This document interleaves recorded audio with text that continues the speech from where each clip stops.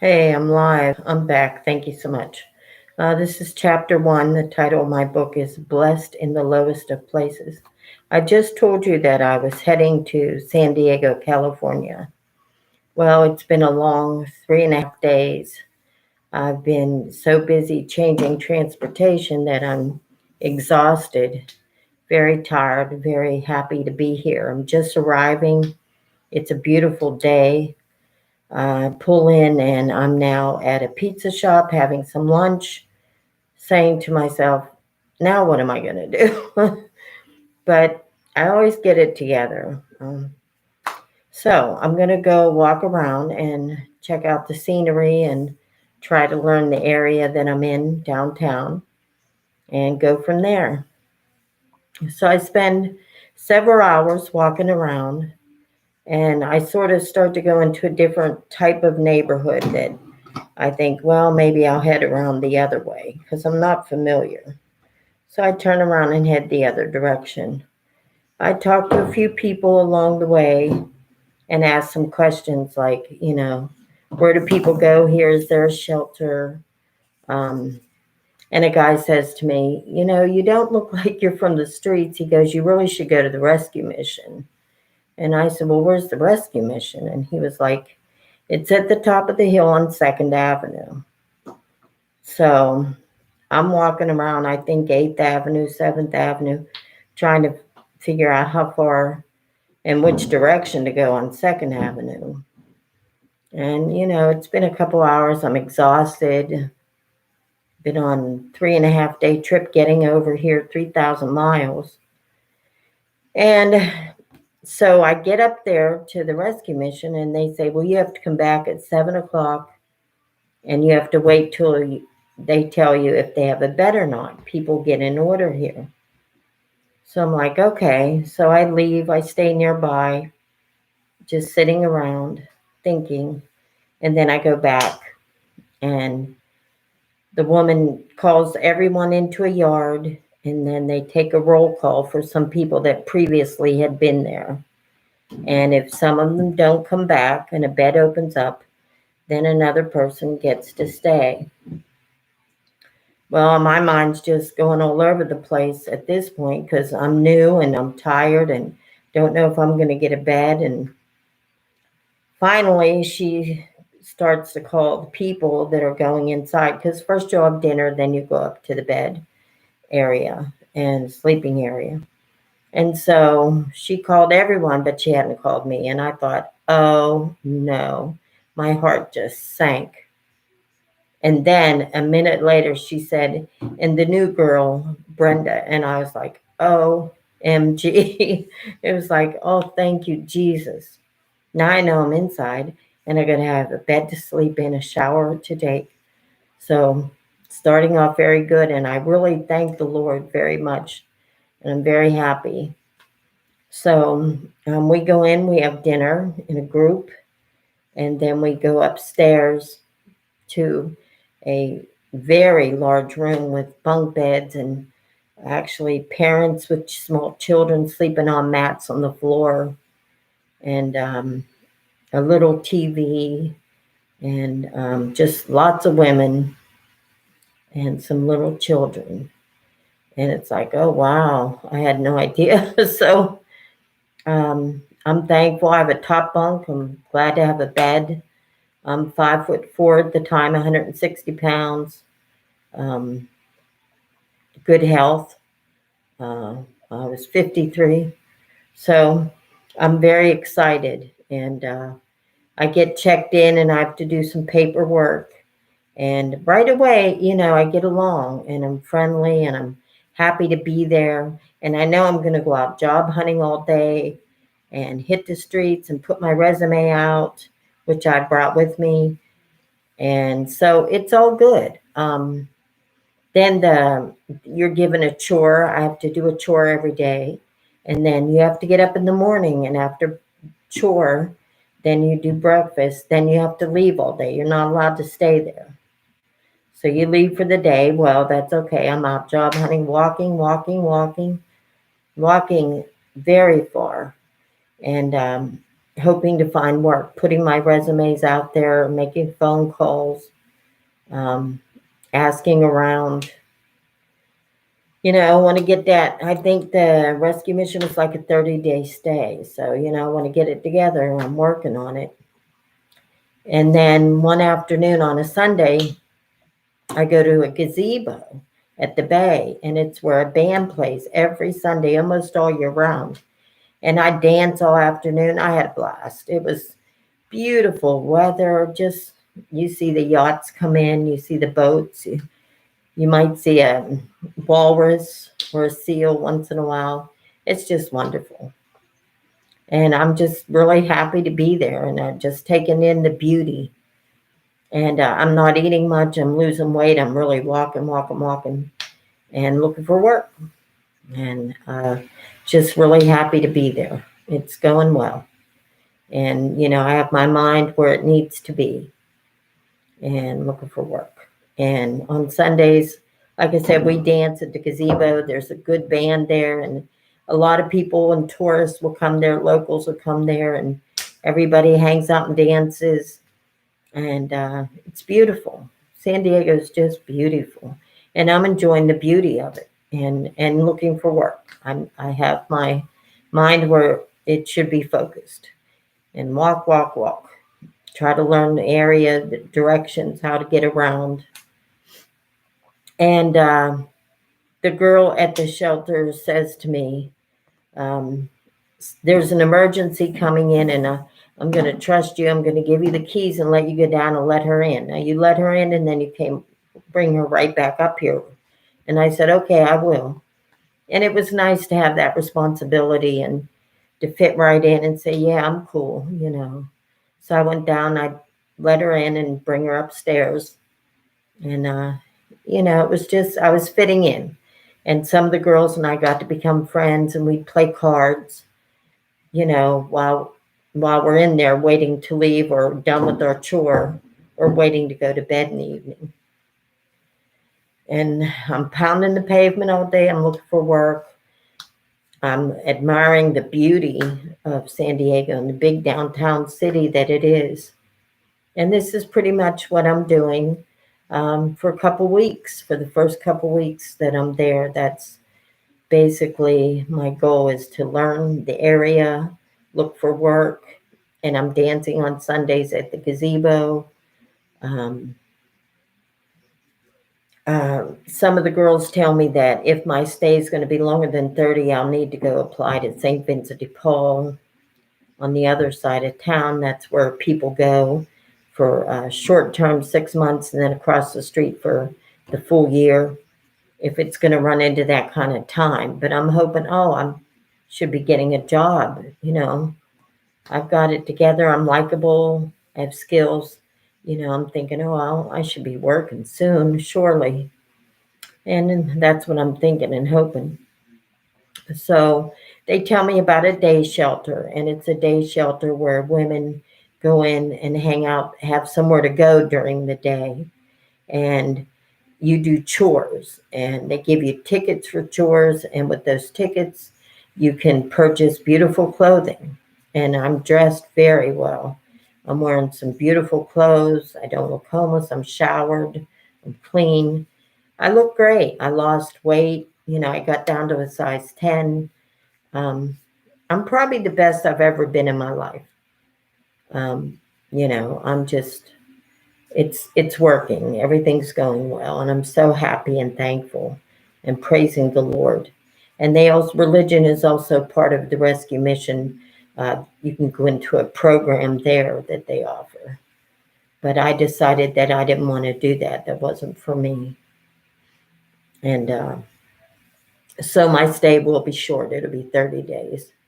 And, like I said, I'm talking to some of the girls and playing cards, before bed in the evening, and talking to some of the parents, putting a DVD in for children.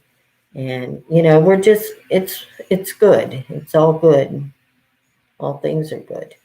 And I'm sure I'm going to get work soon. I mean, it's still very new. I'm sure I'm going to get work soon. It's been a couple weeks, and I'm still looking. Well, now, they're telling me, well, you better go over and see if you can get in at St. Vincent de Paul because you don't have work yet and your time's going to be up here since you're not going to go upstairs to the year program. And I said, well, okay. And I have to walk over there every day in the morning. And then you give your name and they'll say, we'll come back tomorrow and we'll let you know if there's a bed. And I keep doing that and keep doing that. And finally, there is a bed. And so I get into the short term, 6 months, St. Vincent de Paul, where it's a very large room with lots of women, all walks of life, a staff that's on. They also have job people to help you find jobs. They have meal. You get a meal there. You go across the street to eat a meal, or you eat downstairs in the cafeteria. I'm happy again to be there. I'm upstairs on the top bunk again. I become what's called a crew leader. I give out the supplies for the chores and tell which women to do what chore. I get to direct the chores and help them put the supplies away, sign a sheet that say they all did their chore and we're all done. And as soon as we're all done with that, it's like 8 a.m. I go over to the convention center and I do the 100 stairs up, the 100 stairs down. When I get my pink beach cruiser, I ride my bike 10 miles at 5 to 10 miles every day, all along the bay. It's just gorgeous. And I'm just having the time of my life. And I'm looking for work. I've even went to a union meeting for a company, but they weren't hiring downtown yet. I had to learn about transportation. I'm just doing everything I can. I'm the best I could be. I look great. I feel great. I go down on Sundays to the gazebo. People are like, oh, I like your style or the way you dress, or hey, wear this scarf. This will look good on you. We're kind of having that thing. And then we watch TV in the evening, and on the weekends we could have snacks. So we're all chipping in and having snacks and watching TV shows and trying to have some normalcy in our life. But curfew's at 10 o'clock at night, and generally I stay away till 10 at night. I'm usually either walking, exercising, um, looking for work, visiting someone. Now they want us to take classes. I have to take classes and look for work, and I'm doing that. It's part of the program. And it's just not as easy as I thought. It's like now it's taken some time. I'm surprised, you know. So I want to go around and see some places and get to know things about San Diego. And maybe I go on a bus or a trolley to a different place to see a different suburb or a city or adjoining town. Learn my way around a little bit. It's pretty easy to get around there. And I've been walking and walking and walking. And I'm in great shape. I'm still holding on to I'm going to get that job soon. I just know it. And I meet people that say, oh, they got the job, that live where I live, where I'm staying. And so happens that my older sister's husband, his daughter works at NASA in Los Angeles, and she just got married. So they fly to the wedding for the wedding. And then they came over to San Diego to see me. And they took me out to dinner and took me on a boat ride, and we talked. And then they said, see ya, and they went back to their place in North Carolina. So that was nice to have a visit. And I'm still going Sundays to the gazebo and dancing and enjoying the music and looking for work and just thinking that my life's normal, which it really isn't. But I'm not, I haven't reached bottom yet. I'm still hanging in there. I'm still hopeful. I'm still trying. It's going to happen. I'm doing what I can. And, a little bit of both, looking for work and a little bit of fun too, keeping myself grounded and meeting a lot of people. And during this time, I'm seeing things that I've never seen. I mean, there's certainly some very sad sights that will break you down. Uh, Old women in wheelchairs with one leg out there, um, people with open wounds pushing a grocery cart with all their belongings, and you turn the corner and you're just bawling like a baby. It's and I'm inside in a bed in a shelter, um, tents everywhere. What are people supposed to do? You know, they ask for trash cans to keep their area clean, their neighborhood. They ask for porta potties. People go to the bathroom. It's just something you're living, um, and you just pass everybody by, and you're just friendly. You're just, hi, how are you? I'm like a breath of fresh air, maybe because I'm new from the East Coast, and it's where I'm at in my mind, and I just am getting along with everyone, and just still trying and happy to be where I am and thankful and praising God. And we're in maybe 3 months of my stay, and I'm like, wow, I haven't got a job yet. I just couldn't believe it. Now I'm pushing a little harder, and I really, need a job, and I'm taking classes. I'm going to the day shelter. I'm riding my bike. I'm asking around. I'm just, I don't know. It's just like you just keep going. You just don't, it doesn't catch up to you, or maybe some of the reality of it isn't there because you're praying and you just keep going. And every day, I would go down where the yachts are at the bay and sit there sometimes, or take my breakfast over there and have it, and walk. And sometimes I would go to the library. I started liking going to the library. It's resourceful and a good way to apply for jobs. And I just, like everyone, and everyone was okay with everyone. I mean, it was good. We all got along, and it was good. And we were all thankful to be there. We have some fun moments. There may be a few tensions here or there, but nothing big or, really worth even mentioning. We're just, I'm maybe in a different frame of mind. Again, I'm losing weight. I went there probably size 16, 18. I'm down to a size 10, and feel better than I ever did in my entire life. I look fabulous at this time. And, girls in the shelter, like, here, put on my skinny jeans. Look at you. Just, I just kind of have really cool clothes because I'm doing chore at the day shelter. And certainly they can see that I'm a good worker, and then they could count on me.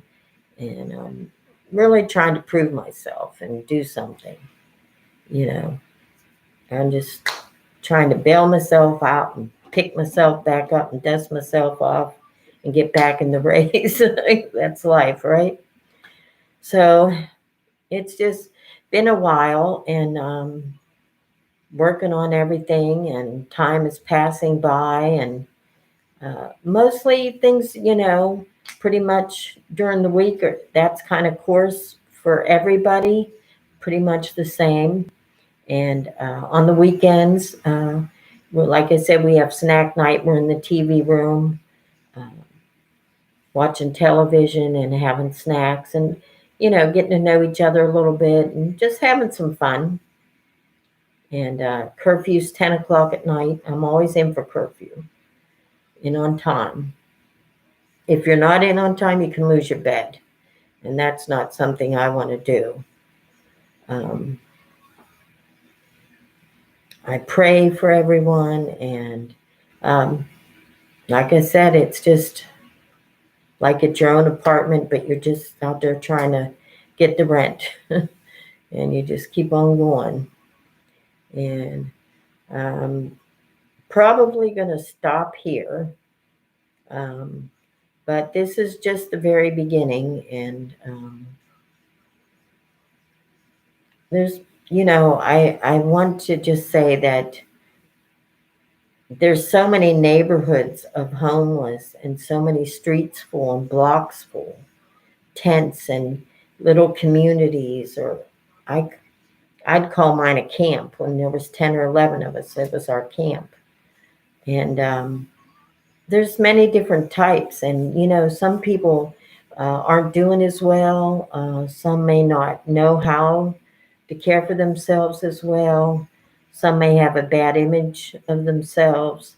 You see so many things. You're not a psychiatrist, but you just you see many different things. And so I try to encourage and make sure I'm friendly, and let them know, you're my equal and God loves you. You're a child of God, and we'll give you a hand up, and take care of yourself. Um, like I said when I was interviewed at the day shelter, I said, homeless doesn't define who I am. It's a situation I'm in. And I see the people that they put in the pictures, and I said to them, put my picture there. Why do you have to put everyone's picture there the same? Put my picture there. At the day shelter, we would have people volunteer to come in on a Saturday or Sunday and give us haircuts, do our nails, put makeup on us. I mean, it was wonderful. It was really wonderful and appreciated. And I'm sure they have some pictures. And life was really good at that time. Everything was going. It was just landing the job. It was just landing the job. But everything's good. Everything's good. And so that's probably chapter 1. We have a lot of chapters to go. Don't worry. So I'm going to end this stream and appreciate those who listen. And I thank God for everything. Everything comes from Him. And I appreciate all of you. And at the end of the book, we can have discussions. But for now, that's just the very, very beginning of my journey. So things are good. And we'll talk again next time. It is the middle of the night, and I think I'm going to go to bed. So have a good evening. And thanks for being there. And pass the word, because there's so many, like from all my GoFundMe. Maybe Mark, if he watches this, could notify some of those people. I tried to go into the account, but I closed it so long ago, and it's been so old that I don't know how to tell those people that I'm airing my book. I'm going to narrate my book. So thank you so much. And take care, and hope everything's good in your life. And if you have God and Jesus Christ in your life, it's good. Bye. Till later. The end.